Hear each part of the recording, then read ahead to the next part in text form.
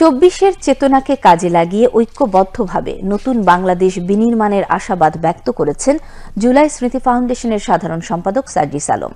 তিনি আজ রাজধানীর কাকরাইলের ইনস্টিটিউশন অব ডিপ্লোমা ইঞ্জিনিয়ার্সে চাঁপাইনবাবগঞ্জ ফোরামের উদ্যোগে আয়োজিত প্রীতি সমাবেশে এই আশাবাদ ব্যক্ত করেন।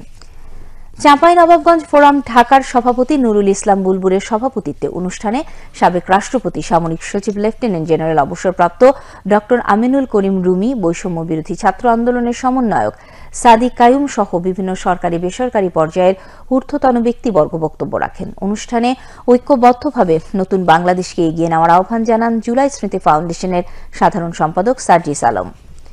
নিজ স্বার্থের বাইরে গিয়ে দেশ পুনর্গঠনে কাজ করতে হবে উল্লেখ করে সার্জিস আলম আরও বলেন, বিগত সরকারের আমলে স্বৈরাচার শেখ হাসিনা উত্তরের জনপদকেও বঞ্চিত করেছে।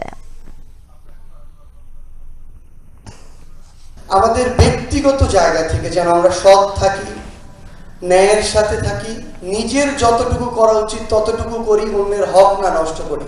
এই কাজগুলো যদি শুধু আমরা ব্যক্তিগত জায়গা থেকে করতে পারি, যেই বাংলাদেশের স্বপ্ন আমরা দেখছি, খুব দ্রুত সেই স্বপ্ন পূরণ করা সম্ভব। আমরা আমাদের জায়গা থেকে নিরাশ নই, হতাশ হতে চাই না, বরং এখনো আমরা যখন একজন আহত ভাইয়ের কাছে শুনি আমরা হাত দিয়েছি, পা দিয়েছি, প্রয়োজন হলে জীবন দিব, যখন একজন আমাদের শহীদ বাবা মা ভাই বোন যখন বলে যে আমার সন্তানের জীবন গিয়েছে যাক, আমার ভাইয়ের বোনের জীবন গিয়েছে যাক, প্রয়োজন হলে আমরাও জীবন দিব, কিন্তু যে কারণে খুনি হাসিনাকে আমরা তাড়িয়েছি, যে কারণে এতগুলো জীবন দেওয়া হয়েছে, সেটা যেন বাস্তবায়িত হয়।